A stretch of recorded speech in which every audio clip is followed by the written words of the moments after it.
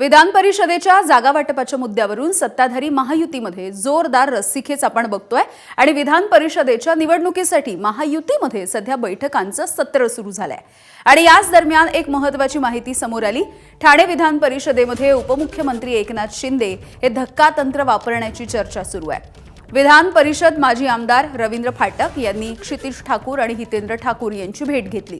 रवींद्र फाटक हे ठाण्यामधून विधान परिषदेसाठी इच्छुक आहेत। वसई विरारमधल्या बहुजन विकास आघाडीचा शिवसेनेला पाठिंबा मिळण्याची शक्यता आहे। तसंच बहुजन विकास आघाडी शिवसेनेमध्ये विलीन करण्याचा प्रस्ताव देखील देण्यात आल्याची माहिती सूत्रांनी दिली आहे। दरम्यान हितेंद्र ठाकूर हे ठाण्याच्या दिशेने रवाना झाले, त्यामुळे मतांची गोळाबेरीज वाढवण्यासाठी शिवसेनेची ही खेळी सुरू आहे।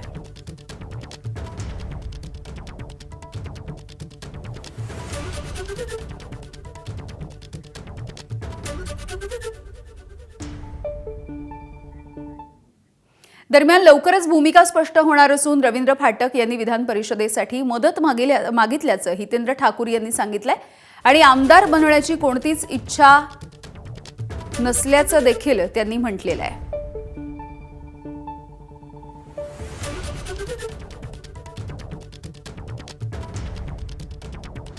रवींद्र फाटक स्वतः इच्छुक होते तरी तुमची भेट घेतली आणि मदत मागितली। अहो बरोबर आहे ना, ते काय इकडे आलेले ते काय देण्याकरता नाही, घेण्याकरता। तुम्ही काय मागणी केली का यंदा मी क्षितिज ठाकूर उभा राहते त्यांना मदत करा म्हणून? घोडा मैदान जवळ आहे। सगळ्या पक्षाचे तुमचे चांगले संबंध आहेत, प्रत्येक जण मदत करणार, प्रश्नच नाही। आम्ही फक्त इलेक्शन मध्ये एकमेकाचे समोर असतो, बाकी माझी गरज सगळ्यांना लागते। विलिनीकरणाचं जे म्हणतात त्याचं काय? पक्ष विलिनीकरणावर तुमची काय भूमिका आहे? आगे आगे देखो होता है क्या। मला आमदार व्हायची अजिबात इच्छा नाही। क्षितिज ठाकूर आमदार व्हावे असं तुम्हाला वाटतं? कोणताही बाप पोरावर प्रेम करतो, कोणताही बाप। माझं काय क्षितिजचं वाकडं नाही, पण वाकडं असतं तरी बाप म्हणून मी पोराच्याच पाठी उभा राहणार। दरम्यान याचवरती उद्योगमंत्री उदय सामंत यांनी काय प्रतिक्रिया दिली आपण बघूया।